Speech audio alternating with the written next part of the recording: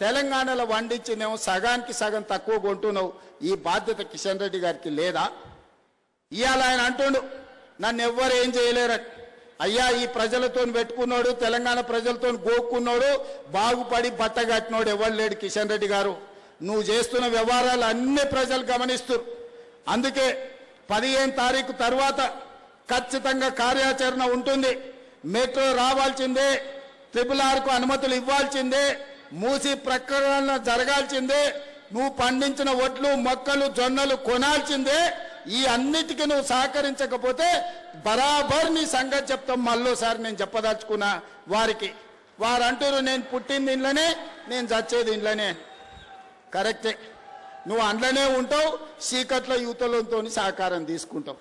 నువ్వు నీ పార్టీకి ఎప్పుడైనా పనిచేసినావు, నీ కార్యకర్తలే చెప్తారు సార్ మా సార్ బీజేపీలో ఉంటాడు కానీ మొత్తం బీఆర్ఎస్ వాళ్ళతోనే మాట్లాడుతుంటాడు, కేటీఆర్ చెప్పినట్టే వింటాడు మా సార్ అని నీ సొంత పార్టీ వాళ్ళు చెప్తారు. నీకు పార్టీ మారే అవసరమే ఉంది నాయన, ఉన్న దాంట్లో ఉంటావు, పక్క దాంట్లో తింటావు. దొంగది కాదు దొడ్లకు రాదని వెనకటికి ఎవడో చెప్పిండు. గట్లనే ఉంది నీ కథ. అందుకే ఉపన్యాసాలు ఆపు కిషన్ రెడ్డి గారు.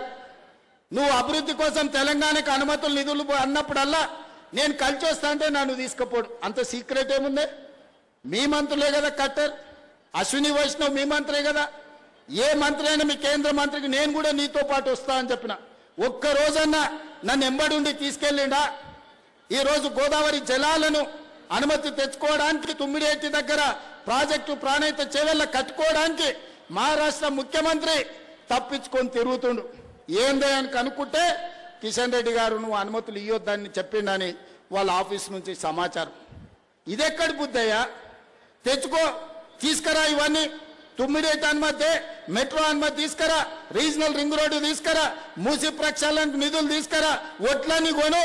నిన్నే ఎల్పీ స్టేడియంలో 1,00,000 మందిని పిలిచి పెద్ద ఎత్తున శాల్వ కప్పి గంట పెండారం తొడుగుతాం నీకే. మేము అందరం కలిసి మా కార్యకర్తలు అందరూ కలిసి తెలంగాణకు సహకారం అందించు కిషన్ రెడ్డి గారు. చీకట్ల వాళ్ళతో గూడి పుటాని చేయకు. ప్రజలేమో అమాయకులు కాదు. ఓసారి అంబర్పేటలో చూపించారు 2014లో కాలేరు వెంకటేశ్వర్ ఏం చేసిండు ఆ రోజు 18లో నువ్వు గిట్లనే చేస్తే. అందుకే ఈనాడు నేను బీజేపీ మిత్రులకు బీఆర్ఎస్ మిత్రులకు నేను ఒకటే మాట చెప్పదలుచుకున్నా.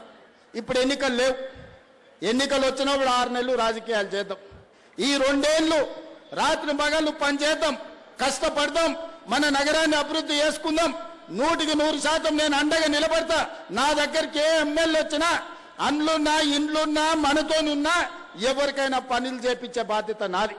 వాళ్ళని ప్రజలు ఎమ్మెల్యేలుగా గెలిపించారు, నన్ను ముఖ్యమంత్రిగా గెలిపించారు. ఎవరైనా ప్రజా సమస్యల మీద వస్తే పని చేయడం నా బాధ్యత, ప్రాంతాన్ని అభివృద్ధి చేయడం నా బాధ్యత. అందుకే ఈనాడు రాజకీయాలకు అతీతంగా మన మహానగరాన్ని అభివృద్ధి చేసుకుందాం. ఈ మల్కాజ్గిరి మున్సిపల్ కార్పొరేషన్ పరిధిలో ఉన్న శాసనసభ్యులందరికీ ప్రజాప్రతినిధులందరికీ నా విజ్ఞప్తి, మా రజితమ్మ మాజీ కార్పొరేటర్ కూడా నేను ఈరోజు చెప్పదలుచుకున్నా. తను మున్సిపల్లో కార్పొరేటర్గా చాలా బ్రహ్మాండంగా పనిచేసింది. ఈ ప్రాంతానికి అత్యధికంగా నిధులు తీసుకొచ్చింది, సమస్యలని అక్కడ ప్రస్తావించింది. అందుకే ఈరోజు మహిళల్ని ప్రోత్సహించే విషయంలో ఈ ప్రభుత్వం వెనక్కి పోదు. 100% మహిళల్ని ప్రోత్సహిస్తుంది. మంచి పనులు చేసుకోండి. ఈ మంచి పనులల్లా రాజకీయాలు పక్కన పెట్టి ఒకరినొకరు సహకరించుకోండి. మళ్ళొక్కసారి మాట ఇస్తున్నా, మల్కాజ్గిరి పార్లమెంట్ నియోజకవర్గ పరిధిలో ఆనాడు నేను మీరు ఆశించిన మేరకు న్యాయం చేయలేకపోయినా ఈనాడు మీకు మాట ఇస్తున్నా. ఈ పార్లమెంట్లో ఉన్న 7 నియోజకవర్గాలలో కంటోన్మెంట్ ఎలివేటెడ్ కారిడార్ నుంచి రోడ్ల వరకు, మల్కాజ్గిరి వరకు, షామీర్పేట వరకు మెట్రో విస్తరణ పనులతో సహా ప్రతి పనిని చేసే బాధ్యత నాది. నాతోని పని చేయించుకోండి. మీ అందరి సహకారంతో ఈ పనులన్నీ కూడా చేస్తానని తెలియజేస్తూ చివరగా ఇంత దూరం వచ్చి మరి ఏమీ చెప్పకపోతే మీరు కూడా అనుకుంటారు. అందుకే మూసి గండిపేట నుంచి గాంధీ సరోవర్ వరకు ఫేజ్ 1 మొదటి విడతగా పనిచేస్తున్నాం. 2వ విడత నాగోల్ నుంచి గౌరెల్లి వరకు ఫేజ్ 2లో ఈ 100 రోజుల్లోనే ఈ మూసి ప్రక్షాళన